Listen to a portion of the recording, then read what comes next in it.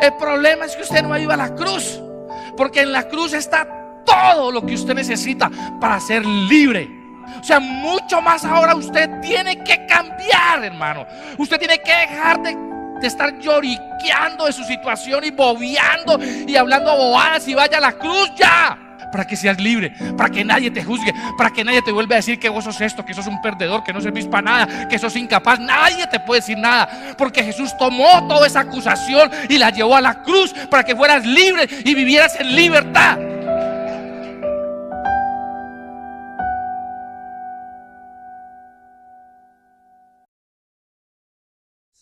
Pero lejos esté de mí gloriarme, sino en ¿qué? En la cruz de nuestro Señor Jesucristo, por quien el mundo me es crucificado a mí y yo al mundo. Versículo 15. Porque en Cristo Jesús ni la circuncisión vale nada, ni la incircuncisión, sino una nueva creación. Amén. Cuando usted lee Gálatas, se puede sentir como el celo de Pablo por lo que estaba pasando. O sea, diciéndole a la gente: ¿usted cómo puede desechar, cómo usted puede echar a un lado la obra de la cruz? Si fue allí donde Jesús te dio sanidad, donde te dio salvación, donde vos estás aquí, donde hay perdón, ¿cómo puedes descartar la obra de la cruz? ¿Cómo podemos como iglesia creer que encontramos salvación en otra cosa diferente a lo que Jesús hizo en la cruz? Y él explicaba a la iglesia eso. Y por eso, antes de eso, en el capítulo 2, porque él ya lo tenía claro, dice: con Cristo yo estoy crucificado. Y cuando yo me crucifiqué con Cristo, me di cuenta o entendí o pasó que yo ya no vivo en mí, no vivo yo, ya Jesús vive en mí. Él tomó el control de mi vida, de mi mente, de mis emociones, de mi voluntad. Al él tomar el control de mí, ya el enemigo perdió el poder que tenía sobre mi vida. Ahora el poder lo tiene Jesús en la cruz. Y después aquí les dice eso: pero lejos esté de mí gloriarme, sino en la cruz de nuestro Señor Jesucristo. ¿Sí? O sea, para él era motivo de orgullo, para él era motivo como de sacar pecho, de inflarse. Yo soy así, yo he cambiado, no porque voy a la iglesia, no porque oro, no porque leo la palabra, no porque diezmo, no, por la cruz de Cristo. Por eso he cambiado. Hoy soy otro, hoy mi familia fue rescatada, hoy soy sano, hoy soy libre. Y yo me jacto de eso y lo grito y lo digo y estoy orgulloso de decirlo. Soy así por la cruz de Cristo. Y yo decía: pero ¿qué vio Pablo que nosotros no vimos? Si Pablo, igual que usted y que yo, no anduvo con Jesús, él escuchó de Jesús. ¿Qué pudo ver él para tener esa certeza, para tener esa seguridad, para tener esa confianza, para tener esa fe de decir: yo me glorío es en la cruz, porque yo sé que es en la cruz donde yo cambio? Yo me glorío en la cruz porque yo sé que cuando estoy enfermo, yo lo único que tengo que es ir a la cruz y abrazar la cruz y sentir que ahí tengo sanidad. Yo me glorío en la cruz porque cuando me da rabia, cuando quiero acabar con todo, cuando no soy capaz de dominarme, yo voy a la cruz y abrazo a la cruz y recibo la paz que necesito. Entonces, si yo de algo me voy a gloriar, si de algo yo me voy a jactar, si de algo yo voy a hablar y me voy a sentir orgulloso, es de la cruz. Porque solo allí su vida puede ser cambiada.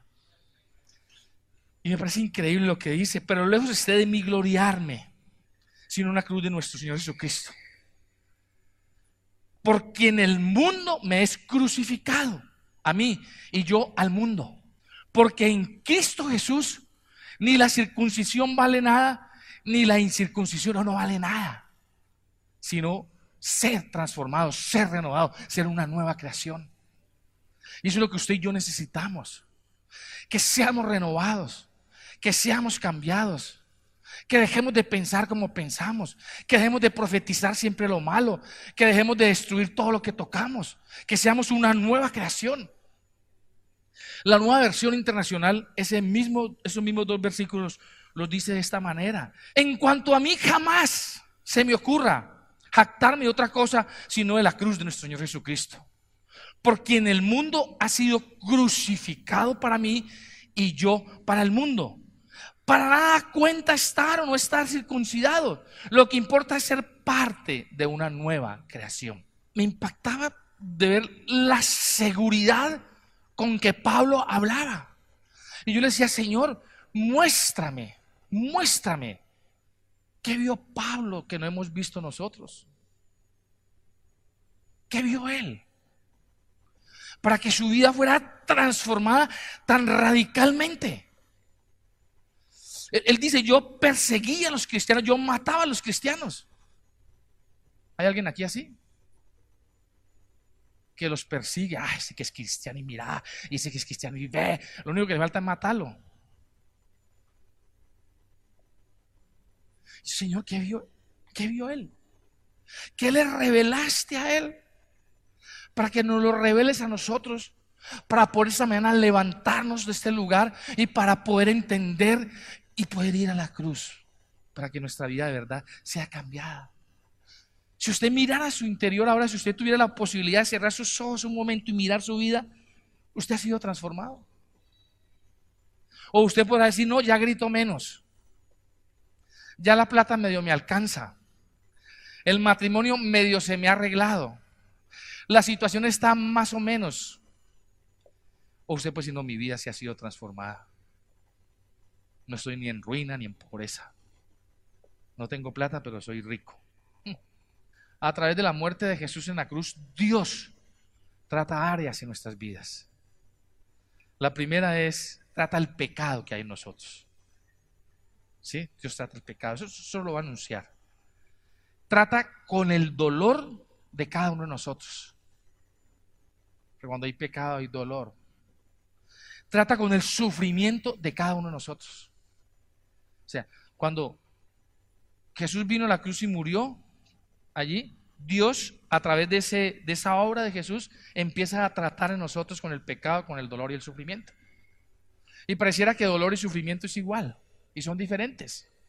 La palabra dolor significa la sensación molesta que usted siente por una afección física. Se cortó, se golpeó, se fracturó, siente dolor. Eso es una parte del dolor. El otro significado de dolor es el sentimiento intenso de tristeza, de soledad, de amargura que usted a veces siente en su corazón por alguna cosa que sucede. Eso es dolor, ¿sí? Y sufrimiento es todo el tiempo que usted tiene que soportar ese dolor, ¿sí? O sea, usted se cayó, se golpeó, se fracturó el brazo, duele, le ponen el yeso, ¿sí? Le cicatrizan. Y fuera que le duele, empieza el sufrimiento. O sea, 6 meses con ese yeso ahí. Que usted no puede hacer una cosa, que no puede hacer la otra, que si movió el codo para acá, sintió el pringonetazo, el dolor. Y en muchos de nosotros hay dolor, hay sufrimiento, hay pecado. Muchos de nosotros estamos atravesando momentos difíciles en nuestras vidas, momentos duros, estamos atravesando problemas de endeudamiento, problemas de separaciones, problemas de falta de empleo, de pobreza, de enfermedades, y tenemos un dolor. Pero el sufrimiento viene cuando va pasando el tiempo y usted lleva 1 año en ese dolor. O sea, tras de que tiene ese dolor, lleva 1 año sufriendo. En la cruz, usted ha sido libre de eso. O sea que si usted siente el dolor, si usted siente el sufrimiento, si usted sigue pecando, ahí está la solución. Pablo entendió que en la condición en que él estaba, que es la misma en que usted y yo estamos, somos esclavos del pecado, del dolor, del sufrimiento, de la pobreza, de la incredulidad, de la amargura, de la desesperanza, de todo lo que usted quiera, y que Jesús fue a la cruz a morir no por Jesús, no por Dios, sino por mí. Entonces cuando murió en la cruz yo fui libre. Entonces cuando él entendió que él fue libre, él entendió que debía ir a la cruz con Jesús para morir con él y resucitar con él y para él ser libre. Entonces él entendió lo que usted y yo no hemos podido entender, pero que hoy vamos a entender. Que el problema no es que usted esté enfermo, que no tenga plata, que esté arruinado. El problema es que usted no ha ido a la cruz, porque en la cruz está todo lo que usted necesita para ser libre. Amén.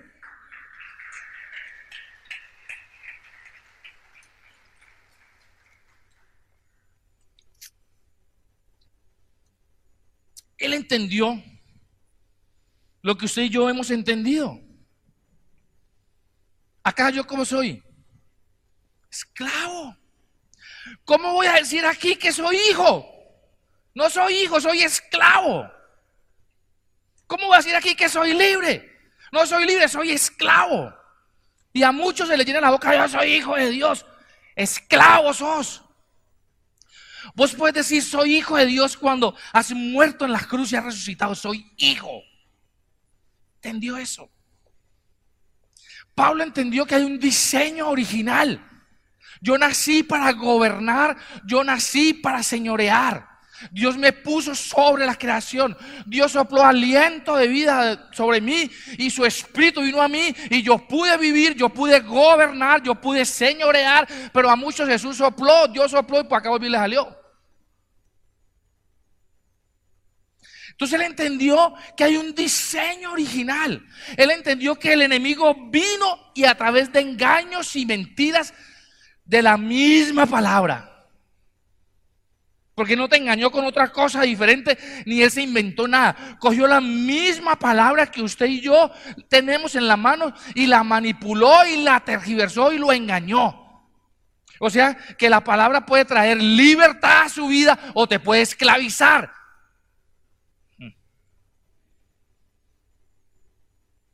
Si usted no la lee bajo la unción del Espíritu Santo, la lee bajo la unción y te engaña y te esclaviza. La misma palabra la usó también con Jesús, el segundo Adán.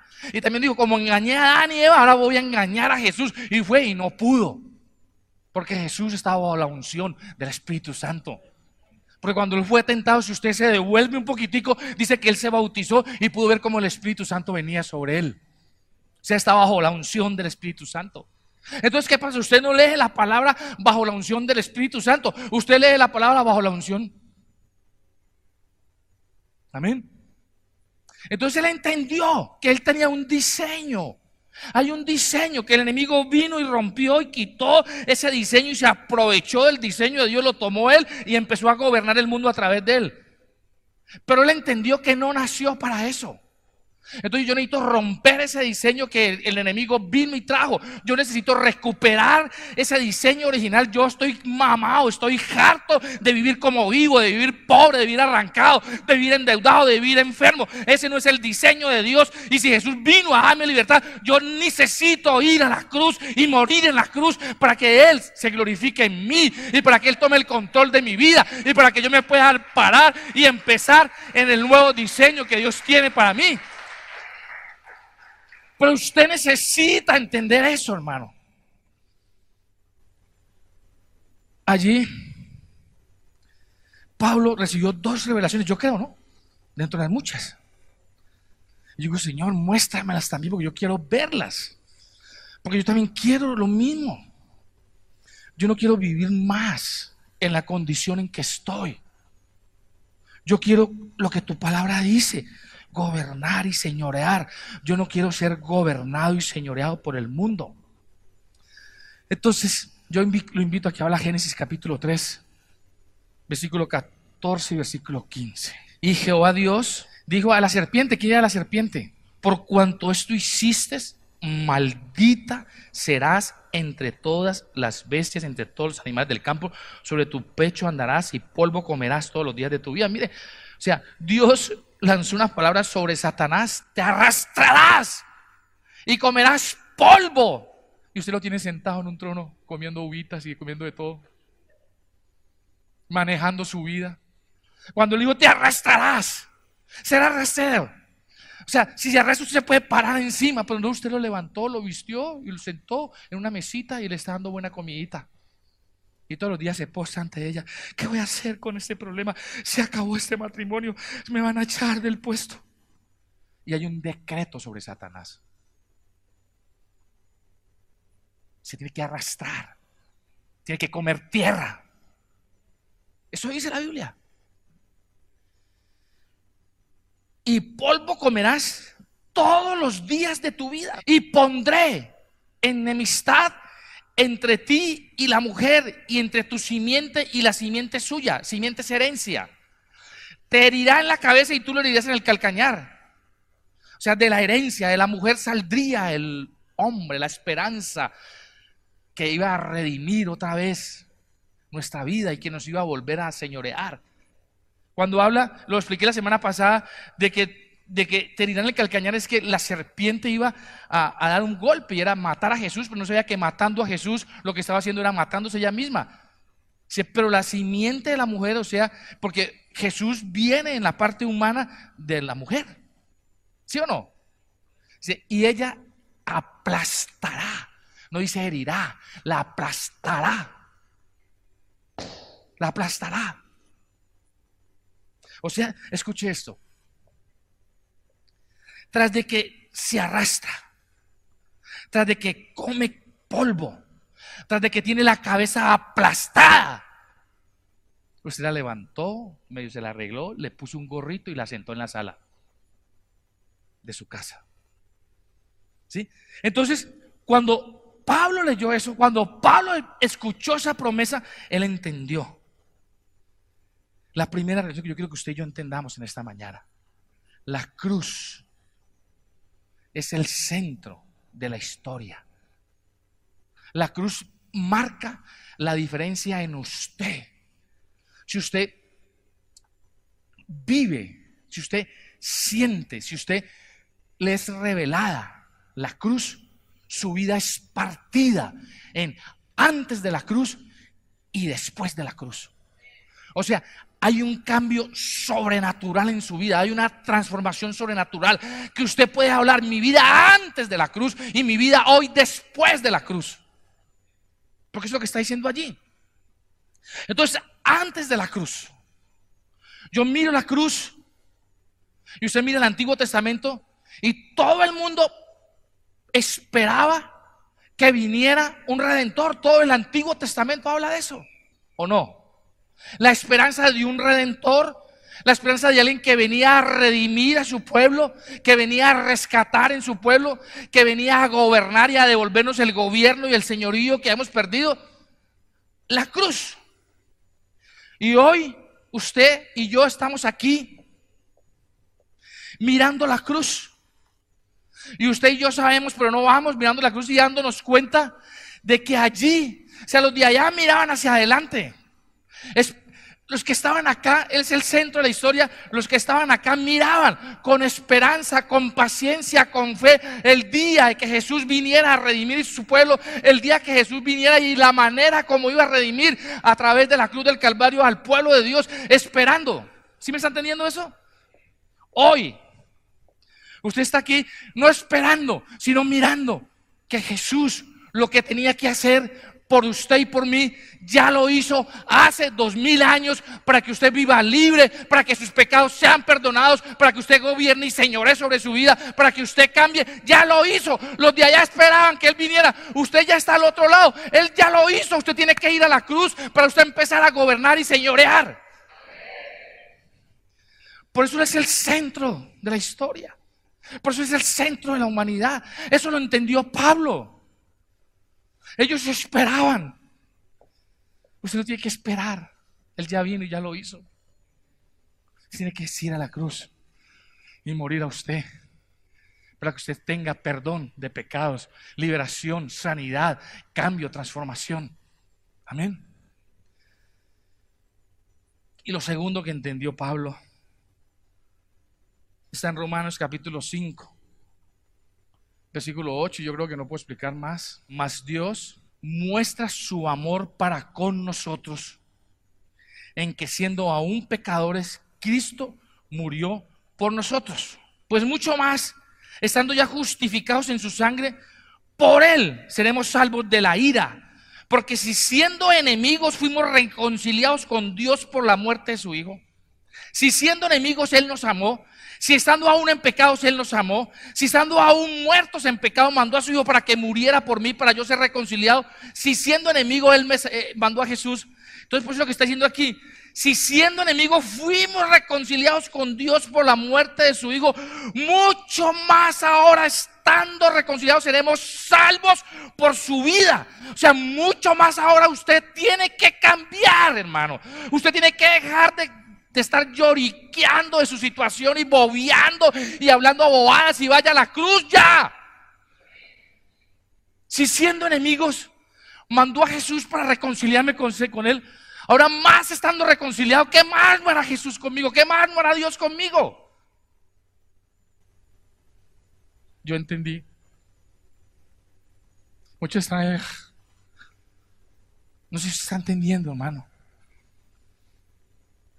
Seremos salvos por su vida, y no solo esto, sino que también nos gloriamos en Dios por el Señor nuestro Jesucristo, por quien hemos recibido ahora la reconciliación. Lo que él entendió, escuche esto, hermoso, hermano, es que en la cruz de Cristo, ahí se unió el amor de Dios y la justicia de Dios en la cruz. Escuche esto. La justicia de Dios reclamaba muerte por el pecado. La Biblia dice, porque la paga del pecado es muerte. Porque el aguijón de la muerte es el pecado. El pecado es el que me mata. El pecado es el aguijón que mata mi vida. Y Dios estableció en su soberanía, el que pecare, ¿qué? Morirá. Entonces la paga del pecado es muerte, y en la cruz hubo muerte. Se unió el juicio de Dios. Pero también se unió allí el amor de Dios. Porque de tal manera nos amó Dios, que aún estando muertos en pecado, envió a su Hijo para morir por mí. Amor y juicio de Dios. Pecaste, tenés que morir. Yo sí, tenés que morir. Pero te amo tanto que no vas a morir vos. Voy a mandar a mi Hijo para que Él ocupe el lugar tuyo. Y Jesús se subió por usted. Aquí en la cruz está representado el amor de Dios y el juicio y la justicia de Dios. Se unieron en la cruz.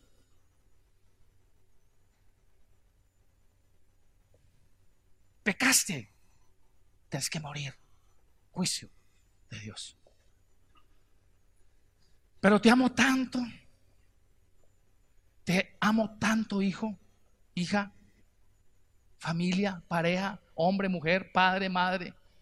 Te amo tanto que no vas a morir vos.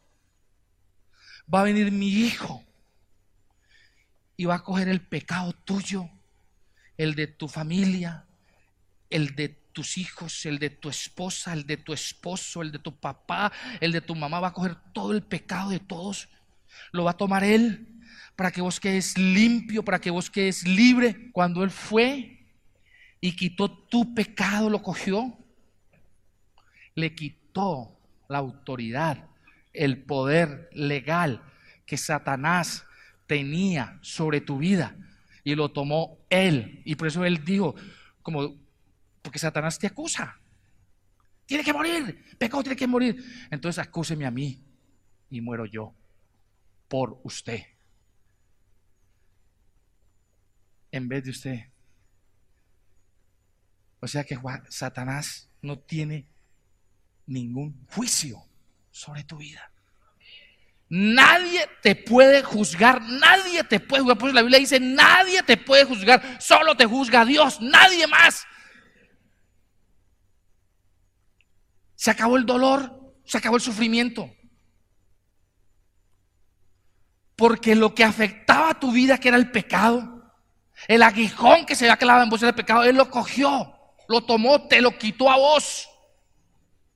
Y solo por gracia soy salvo. Le quitó el poder a Satanás.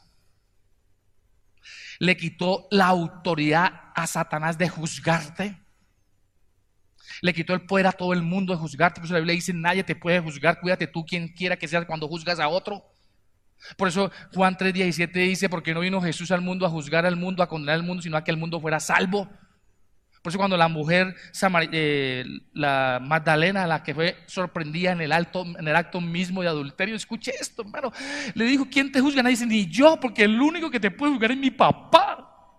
Ni yo te puedo juzgar, que soy Jesús, porque yo no te puedo juzgar, porque yo voy a tomar ese pecado tuyo, yo lo voy a coger y yo me voy a ir a la cruz. Para que seas libre, para que nadie te juzgue, para que nadie te vuelva a decir que vos sos esto, que sos un perdedor, que no servís para nada, que sos incapaz. Nadie te puede decir nada, porque Jesús tomó toda esa acusación y la llevó a la cruz para que fueras libre y vivieras en libertad. Eso es la cruz.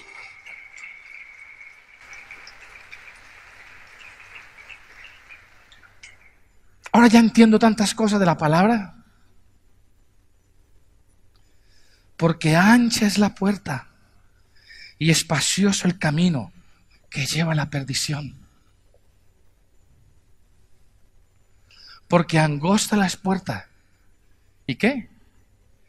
Y estrecho el camino que lleva a la vida. Esa es la puerta. Nadie la encuentra. El espacioso todos la hallan.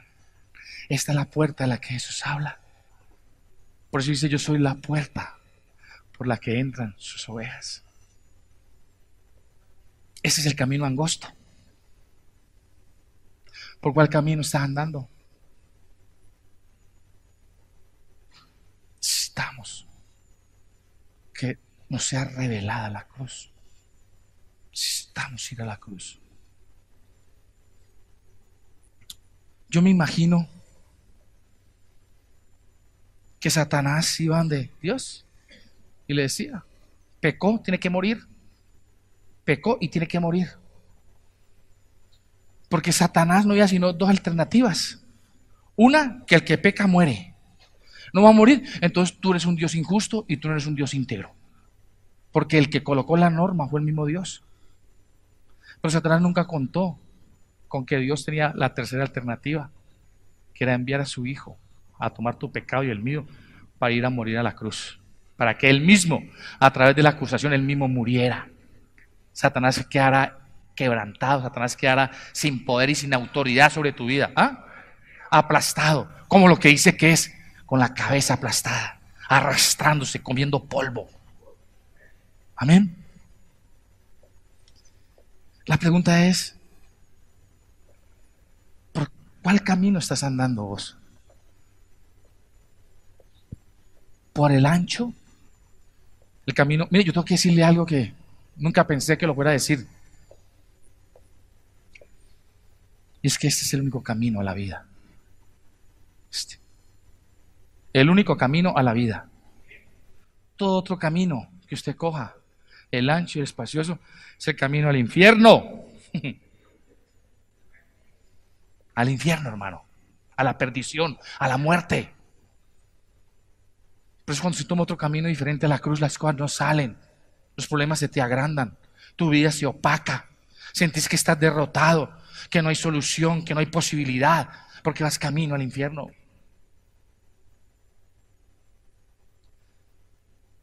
Dios quiere ir a la cruz, hermano.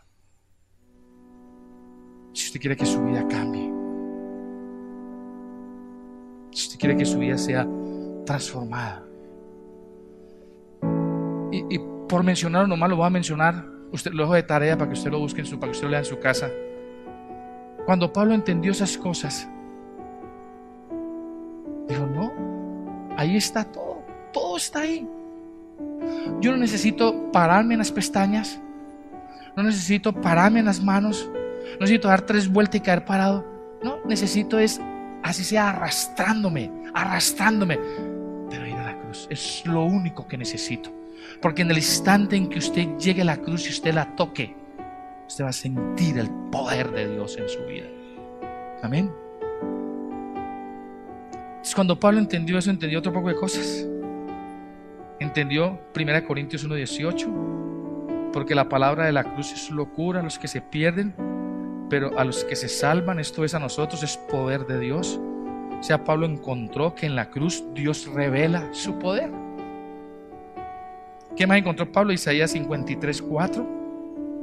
Isaías 53:4. Ciertamente llevó él nuestras enfermedades y sufrió nuestros dolores, y nosotros le tuvimos por azotado, por herido de Dios y abatido. O sea, Pablo encontró que en la cruz Dios destruyó nuestros dolores, nuestros sufrimientos y nuestras enfermedades. Isaías 53, 5, 6. Mas él herido fue por nuestras rebeliones, molido por nuestros pecados. El castigo de nuestra paz fue sobre él, y por su llaga fuimos nosotros curados. Todos nosotros nos descarriamos como ovejas, cada cual se apartó por su camino, mas Jehová cargó en él el pecado de todos nosotros. O sea, Pablo encontró que en la cruz Jesús tomó el castigo por nuestro pecado. Y esta es la parte que nosotros más nos pasamos por encima.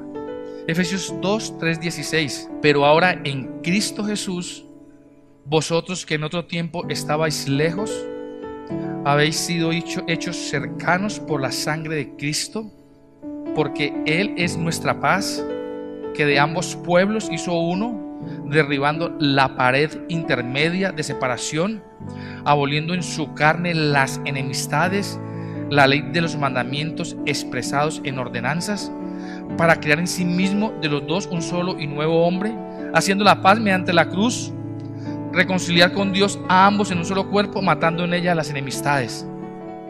O sea, Pablo encontró que en la cruz, todo esto lo escribió Pablo cuando entendió esas dos cosas, de que en la cruz su pecado es perdonado. O sea, antes de la cruz usted está como en el Antiguo Testamento, su pecado es cubierto. Solo cuando usted llega a la cruz, su pecado es arrancado de usted y usted cambia. Antes no. Eso lo escribió Pablo, porque todo esto que te estoy leyendo lo escribió Pablo cuando entendió que si algo tenía el que jactarse era la cruz de Cristo. Colosenses 2:15. Y despojando a los principados y a las potestades, los exhibió públicamente, triunfando sobre ellos en la cruz. Pablo encontró que en la cruz nos hizo libres del poder de Satanás. Gálatas 3:13. Cristo nos redimió de la maldición de la ley, hecho por nosotros maldición, porque está escrito: maldito todo aquel que es colgado en un madero. Pablo que encontró que en la cruz usted era libre de toda maldición. Juan 3:16. Porque de tal manera amó Dios al mundo, que ha dado a su Hijo unigénito, para que todo aquel que en él crea no se pierda, mas tenga vida eterna. Pablo encontró que en la cruz usted es libre de la muerte eterna. Amén. O sea, si usted le es revelada a la cruz hoy, su vida va a cambiar. Y habría muchas más que Pablo escribió, porque él entendió la obra. Por eso él decía: si en algo yo he de jactarme es en la cruz, porque es allí donde usted y yo podemos cambiar. Amén. Yo le invito a que se coloque de pie.